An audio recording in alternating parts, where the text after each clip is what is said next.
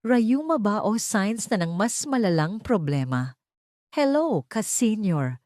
Welcome na naman sa ating ka-senior health tips, kung saan pinag-uusapan natin ang simpleng kaalaman na pwedeng makadagdag ng mas maraming taon sa ating buhay. Marami sa atin kapag sumakit ang tuhod, balikat, daliri o likod, ang unang sinasabi, rayuma lang yan.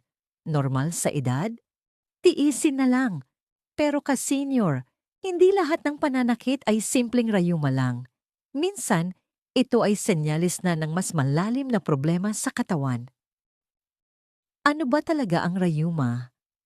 Ang rayuma ay karaniwang tawag sa pananakit ng kasukasuan o muscles. Maaring dulot ito ng osteoarthritis, podpod na cartilage, rheumatoid arthritis, autoimmune, pamamaga dahil sa lamig o pagod. Karaniwan itong masakit kapag gumagalaw, naninigas sa umaga pero gumagaan pag gumalaw. Paminsan-minsan lang sumasakit, pero may mga pagkakataon na hindi na ito ordinaryong rayuma. Mga babala na hindi na ito simpleng rayuma. Isa biglang pamamaga at sobrang init ng kasukasuan, maaaring gout o matinding inflammation na kailangan ng gamot.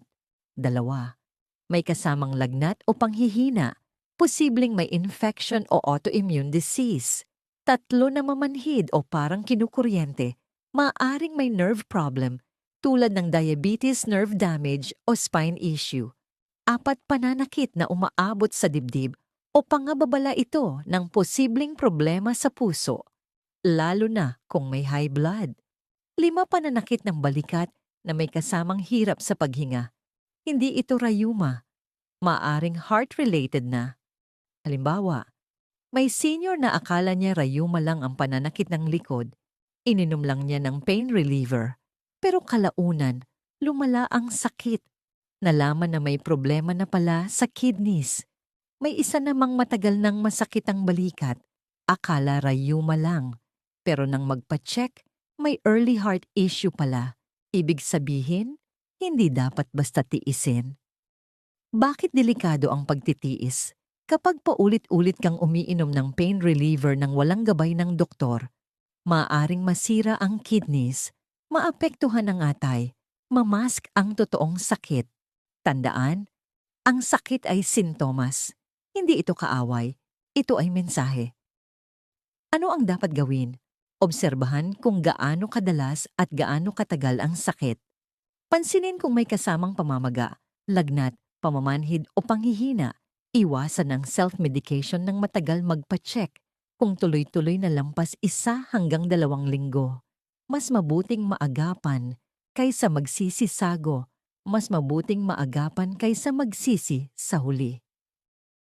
Isang mahalagang paalala ka, senior. Hindi lahat ng pananakit ay normal sa edad. Hindi lahat ng rayuma ay simpleng rayuma. Kung may kakaiba, huwag baliwalain. Mas maaga, mas may pag-asa. Kung may natutunan kayo, paki-comment kung ilang taon na kayo at saan kayo nanonood. Paki-like at paki-share para mas marami pang ka-senior ang maging maingat sa kanilang kalusugan. At kung tuloy-tuloy o lumalala ang pananakit, kumonsulta po sa doktor. Ingat po kayo lagi at God bless.